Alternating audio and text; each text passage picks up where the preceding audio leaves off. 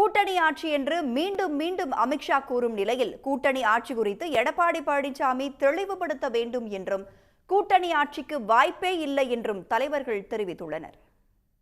BJP AIADMK கூட்டணி அறிவிக்கப்பட்ட நாளிலிருந்தே அது ஒரே தொடர் குழப்பத்தில் இருக்கிறது என்பதற்கு இன்றைக்கு அமித்ஷா மீண்டும் கூட்டணி ஆட்சி தான் என்று சொல்லியிருப்பதை எடுத்துக்காட்டு. ஏற்கனவே இந்தியாவுக்கும் பாகிஸ்தானுக்கும் நடைபெற்ற யுத்தத்தை நான் தான் நிறுத்தினேன்னு சொல்லி அமெரிக்க அதிபர் ட்ரம்ப்பு 15 முறை சொல்லிகிட்டு இருக்காரு. திரும்ப நான் தான் நிறுத்தினேன்றது மாதிரி இப்போ அமித்ஷா தமிழ்நாட்டில் பிஜேபி அதிமுக கூட்டணி ஆட்சின்னு அவர் திரும்ப சொல்லிகிட்டு இருக்காரு. எடப்பாடி அவர்கள் தனிப்பெரும்பான்மையுடன் தனித்த ஆட்சி அமைப்போன்னு இவர் சொல்லிகிட்டு இருக்காரு.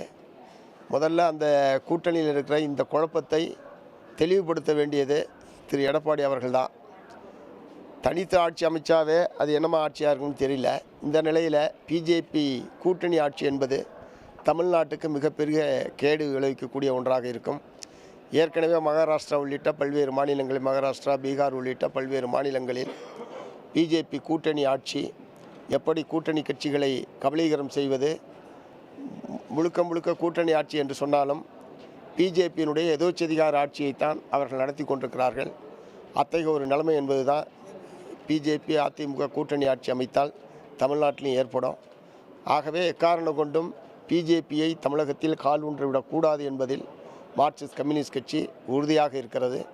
ஆகவே இன்றைக்கு பிஜேபி அதிமுக கூட்டணி அறிவிக்கப்பட்டிருந்தாலும் பிஜேபி அதிமுக கூட்டணியை முறியடிப்பதில் முதன்மையான பணியாக மார்க்சிஸ்ட் கம்யூனிஸ்ட் கட்சி மேற்கொண்டிருக்கிறது என்பதை நான் தெரிவிக்க விரும்புகிறேன். அமித்ஷாஜியே சொல்லியிருக்காருல்ல, அதுக்கு அமித்ஷாஜி சொல்கிறதுக்கு நான் என்ன இன்டர்பிரேட் பண்ணணுமா என்ன? அமித்ஷாஜி என்ன சொல்கிறாங்களோ அதை நம்ம அப்படியே எடுத்துகிட்டு வரணும். விஜய் வர்றதுக்கான வாய்ப்பு. ஆனால் அமித்ஷாஜி என்ன சொல்லியிருக்காரோ அதுதான் நம்ம அமித்ஷாஜி சொன்னதுக்கு ஏன்னா அவர்கள் எங்களுடைய தேசிய தலைவர்கள், அவர்கள் என்ன சொல்லுகிறார்களோ அதுதான்.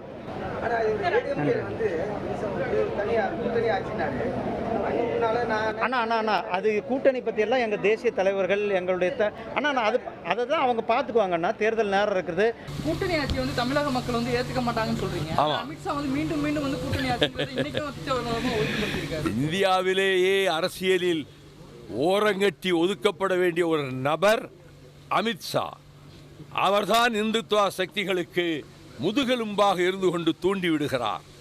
ஆகவே தமிழ்நாட்டு மக்கள் கூட்டணி அரசை ஏற்க மாட்டார்கள் என்பதோடு அதுக்கு வாய்ப்பே இல்லாமல் செய்து திராவிட முன்னேற்ற கழகத்துக்கு அறுதி பெரும்பான்மையை, இண்டிவிஜுவல் அப்சல்யூட் மெஜாரிட்டியை வாக்காளர்கள் தரப்போகிறார்கள்.